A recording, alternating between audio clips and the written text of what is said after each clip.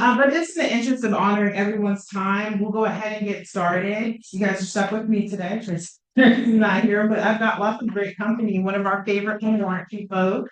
He's the best. I'm gonna yield the floor to you. Thank you so much. It's always great to be here.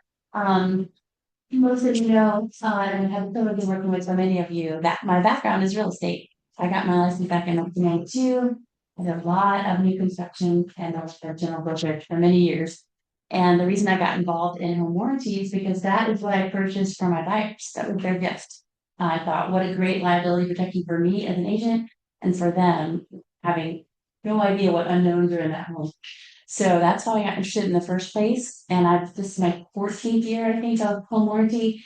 I have always been I've always been an advocate for it, but I was always also looking for a company that would let our clients use their own contractors. That is the piece, the process. So Armadillo came along and said, okay, we're going to let your clients use their own contractors. So you get someone in your home quickly, you get someone that you trust, and the process is wonderful. And then you've got all the great cost mitigation. So coverage on systems and appliances. You've got someone local, which is me. Your clients can reach out to if they ever have a question or need anything. We give all of you an 8% discount for your client. We give military a 10% discount. And that's it in a nutshell. There's a lot more.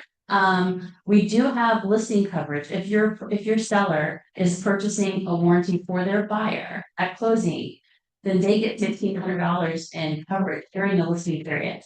That can help with due diligence. That can help with negotiations. And one thing I want to leave you on, if you think about it, I love stats. If you think about it right now, and Naomi can probably tell you this too, I think new construction has the largest percentage of sales in this market that it ever has. It's almost 40%.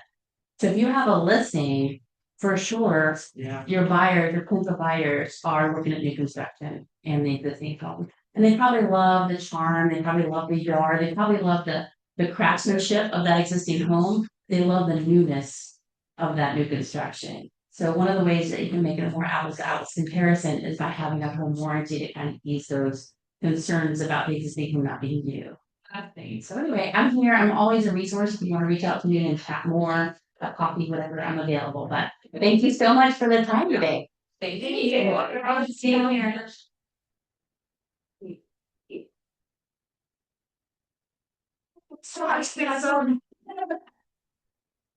I did too. Did you not see the car just drive by? You have a thing.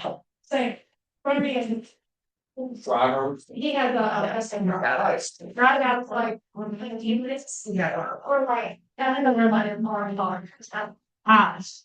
Now to share that was up to Naomi with First Heritage Mortgage. Thank you guys so much for being here today. I think Terry passed out. He did all the time. I know what you will cover. All right, good morning. So everybody knows Naomi already, I believe. Yes. I'm here in more of a support role. I happen to manage the office, and we're going to talk a little bit more about that in a second. But is everybody already licensed? Is that a true statement? Okay, so we're active agents as of today. This is a highlight. I don't think they did yet. This is just a really quick reference of what we're going to talk about. Okay. You guys have plenty of choice when it comes to who to use for a mortgage referral, and it's important that you know why you would potentially choose us versus any other lender. And so I want to talk for a second about that. First of all, Naomi's been in the business for a long time. She's a lot younger than I am. I've been doing this for 35 years. The three ladies in our office that support us, LOA, underwriting, or processing, and closing coordinator, have been with our team for 43 years collectively. So when you choose Naomi, you are choosing the back office that supports her, which is critical to your success. On top of that, I highlighted a couple things that I thought were relevant.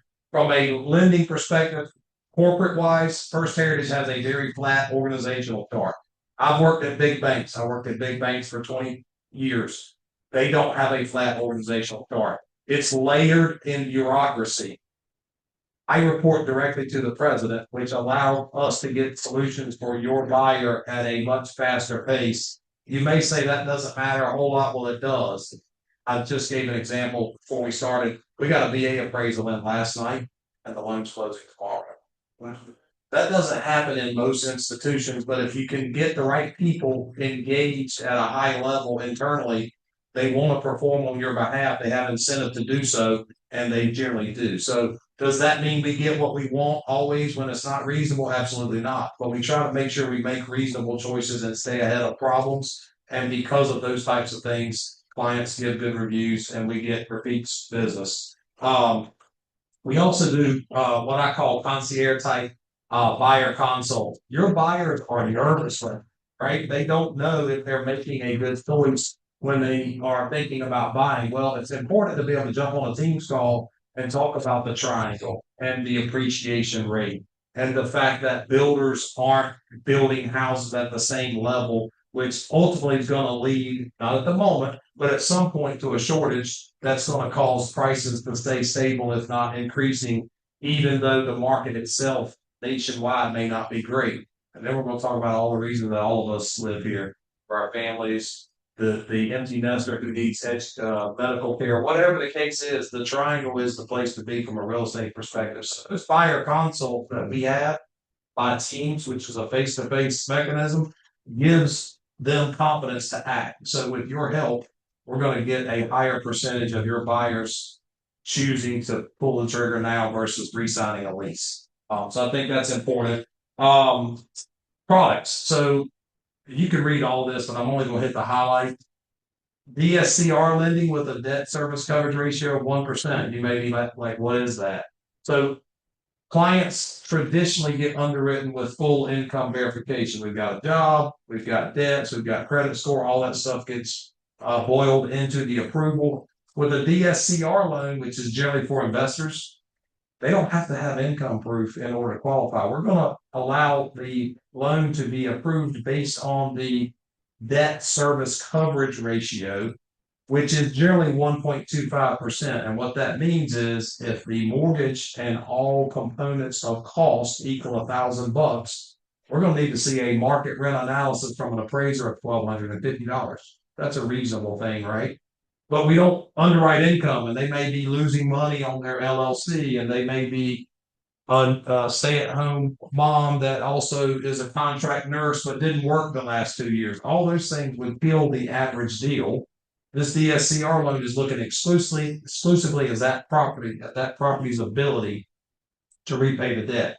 And the reason I highlighted the 1% is because we do have options that will do it at a 1-to-1 ratio, meaning $1,000 in rent and $1,000 in cost, we can still get the loan done. Now, are we going to encourage that buyer to do that? Probably not. We're going to ask them to make sure they put more down so that they don't go backwards in the event of a vacancy, or we're going to suggest that they have plenty in reserve. So we want to do that consult and make sure they're ready to perform the rental situation, not go as you would expect. But just know, if you got buyers that want to buy investment properties and they can't qualify because for whatever reason the last 2 years on paper aren't very good, that DSCR option is really solid.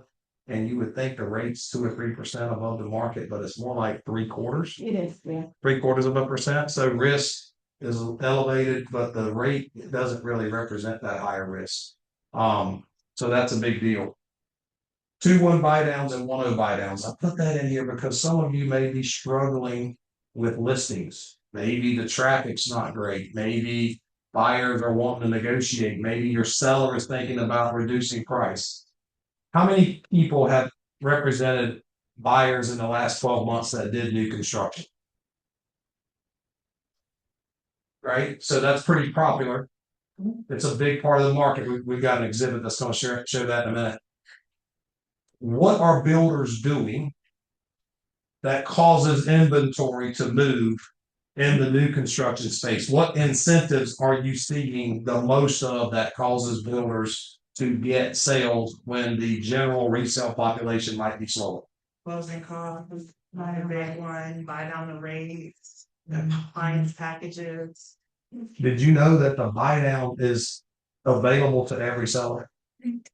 We just need to partner with sellers to make sure they understand, don't drop the price 10K.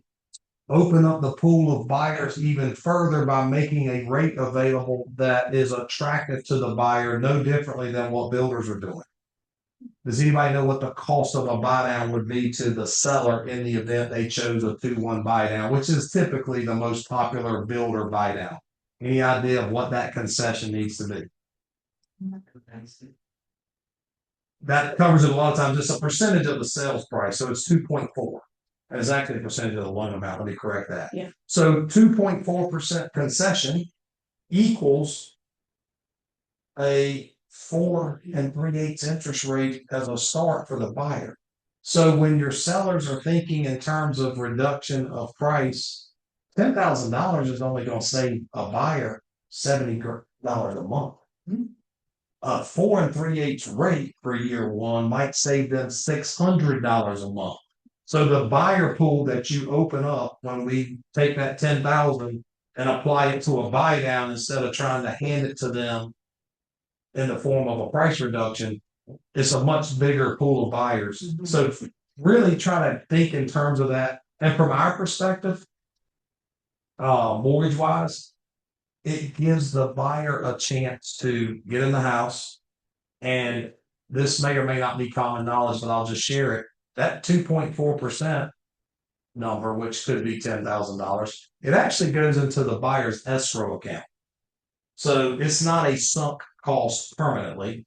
It's a temporary buy down. So it is used or it is depleted as earned over the 2-year period. And why that matters is if we get into an environment like we were in February where rates dropped to 5.99, everybody remember that? We got busy all of a sudden, your industry, our industry, and then Iran broke out and things cooled off. Well, if that same thing from February occurs in October and a buyer just closed with us at 4 3/8 and all of a sudden rates are 5 3/4 or whatever, 80 to 90% of that buy down amount is going to be sitting there in their escrow account. They can pull it over to refinance and buy their permanent rate down at that time. So it has shelf life. That buy down isn't a sunk cost. If they won the lottery the next week and they paid the loan off, they would get back that buy down amount.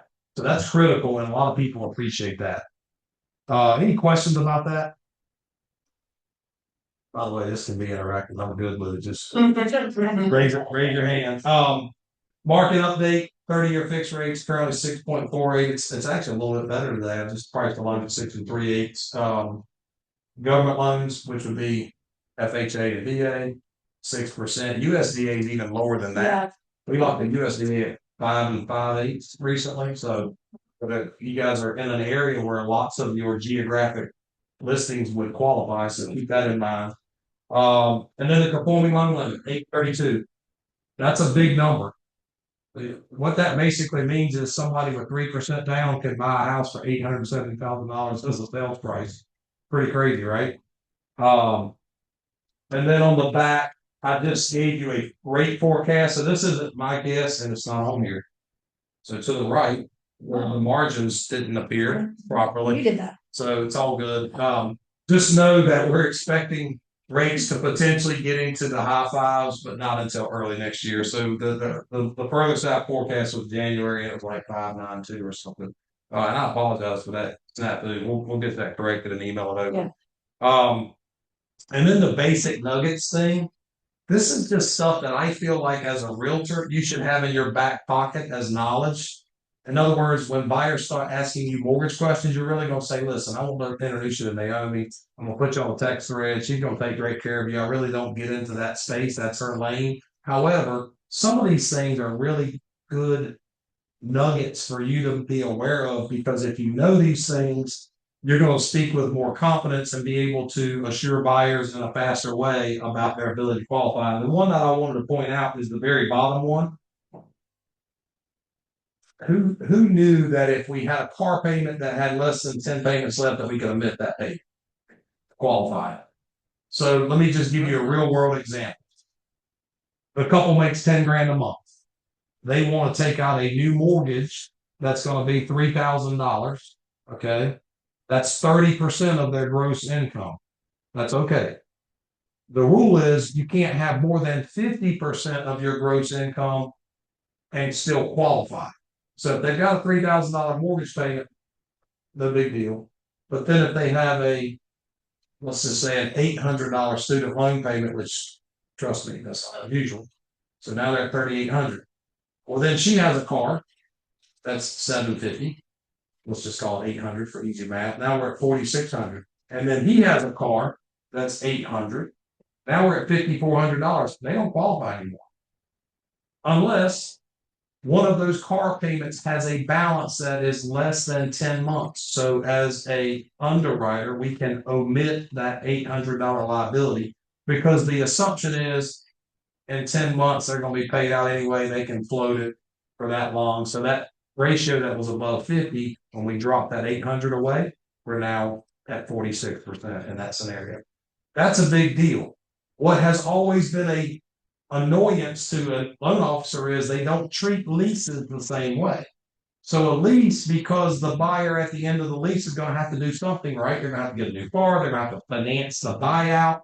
The underwriting community has always said, we don't care if there's only one lease payment left. We're going to hit them for the full lease amount because we know they got to go do something financing wise with a new car, whether it's a new lease or financing. Well, now all of a sudden, Fannie Freddie have allowed us to omit leases with less than 10 days. That's huge. It opens up the buyer pool. So some of your buyers aren't taking action because they know these things about themselves and they think they don't qualify. Don't let them fall for that. Make sure they know that we care, that we want them to have a conversation with us so that we can educate them about the possibilities of ownership. And even if it means, look, you do have to lease for another 6 months, but when that car gets less than 10 months, we can get you qualified, and here's why. All of a sudden, they are educated about the market. And what do educated people do? Do they buy? Right? If they're not, then they have fear and they don't buy. So we are looking, we being Naomi and I, we're looking to make sure your buyers operate in the most efficient way and with the best clarity possible. Because here's the thing. How many people have told you they're going to wait for rates to get lower or prices to drop? I've been hearing it for Winston. I mean, guys, we've needed a shrink for the last 5 years to be a mortgage banker or a real estate agent because it's been that complicated, right? How many people have said we're going to wait for prices to drop or rates to drop? Or because they think it's gonna crash. Yeah, and along the way, they've continued to pay rent, and now the house that they wanted to buy in 22 for 400 is how much? 25. I mean, it's crazy how much appreciation we've seen. And along the way, they could have owned the house, been building that equity themselves, been paying down the principal themselves, been building memories for the kids in the backyard that they still exist. I mean, all those things, we just need to make sure we don't let people continue to make that mistake, because if you're betting on the triangle dropping, it's not a good bet. It could go sideways, but you're going to be okay because you're going to have principal reduction to offset it on a tax write-off and all that, the school district that you want. But don't let them bet on against the triangle. Let's get them to become homeowners. And if they talk to us together and they still decide not to move forward, okay, so be it. We did our best. We got a little bit better as professionals, and we're probably going to win the next conversation. But let's have the conversation. Fair enough? The last thing I want to show you is, and this is especially for a gentleman that's getting older with visual problems. This is hard for me to see. Did you pass this out? I did. So has everybody got this? So would you say that traffic has been off the last couple of weeks? Yes. So I get nervous when things aren't happening at the level that I feel like they should, even if that level is unreasonable. I just get nervous and I start looking through data. Am I wrong? Am I crazy? Am I lazy? What's happening? This right here identifies our company exclusively for the last year, and we highlighted the low point for application volume, which was Christmas week. You see that? And then to the right of it was January, December 29th, which was 101 originations. What that's saying to you is we took 101 live deals that week. Okay. And you can look at the tea leaves and see that the green equals outside business, in other words, resale business. The orange is refinance, which is non-existent, and then the purple or blue is new construction. So you can see our split historically for application volume. But what I really want you to see is that the worst 2 weeks this year were last week and 3 weeks ago. See those highlights? That's the lowest volume application weeks we've had this year. So if you're feeling in the dumps a bit about showings, buyers, making offers, etc., you're not alone. The industry, the mortgage industry is there with you feeling that thing. I will tell you this week has been really good for some reason. I don't know if you guys have had more activity this particular week, but we got several contracts this week. So this is just interesting. And listen, the truth is the bills still come, right? Doesn't matter if the paper validates our thoughts about it being slow.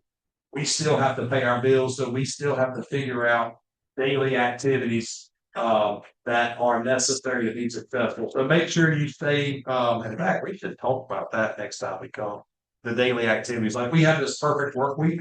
You and I were talking about foundation, right? So we have a perfect work week that we have to adhere to. Monday equals this, Tuesday equals this, Wednesday. And if we do those tasks, eventually the business is going to come, whether the industry is hot or not. So that perfect work week is how we get through when the data says we're slow. It's how we just push through and recognize that we're going to persevere. So anyway, hopefully that was good information. Choose your contact.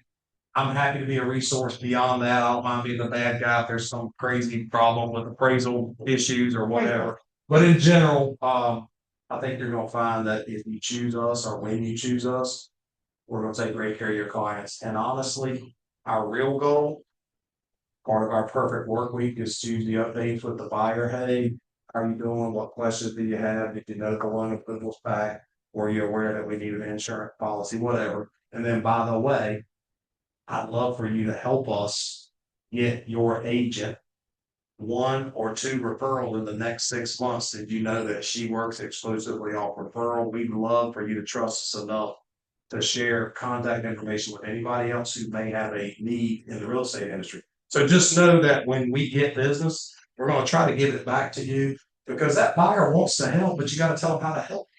And if we tell them in that way, third party, that, hey, she needs your help with representing a new buyer, she has passion about certain neighborhood, school districts, whatever, who can we count on that might have a need in the future? Just know that we're going to ask that question, and hopefully not in a cheaty way. Like we're going to actually ask it in a way that causes them to want to think through it because they know we're going to call next Tuesday again with the next update. Just want to follow up. We're clear to close. Loan package is going out. By the way, remember that after you get unpacked, we're looking to keep the relationship going. We want to be a resource from a mortgage perspective, and your agent also would love an introduction to somebody that might have a need. If we help them think about it, then you would do so. All right, questions? No questions. The rule of thumb on here Mm-hmm. of the payment. So like just kind of have that up the top of your head. And I can just tell you guys, personal experience, I love Naomi. She's amazing. You like the rule of thumb, the I like that about the $80, like for 10,000 finance. Yep. Just to like give somebody really quick an idea. Wait, because I'll have it on some people are like, oh, I dropped the price. And I'm like, but that doesn't really help. If you dropped it 10,000, it's not really helping that buyer. Yeah. They're Yeah, all I like sometimes that, about kind of the giving rate. them an idea of what that actually does. Now, I like that idea too. And it's generic, but it does represent today's rates, which is 6.5. So oddly enough, a couple of years ago, that number was like 45. I We didn't can't tell that way, far. but yeah. Just Still something just to good. know, to give the ideas when you're having those conversations of how you might want to offer concessions or over. And it also includes taxes and insurance. Again, it's generic, but just, and obviously, there's, huge down payments starting to swing that number a bit. But this is just back pocket knowledge. Yeah. Well, and the next one where it says self-employed people can actually qualify after 1 year, that's a true statement. We just have to have a pretty strong buyer, and some of them are, right? they're starting second careers and they've got plenty of reserves and a great credit score and a great down payment. We can do those buyers with 1 year, and the traditional number is how many years? 2, yeah, so. Yeah. Any other questions? Well, listen, we'd love to help you guys at a higher level. The whole team is local and that's relevant. That's very relevant.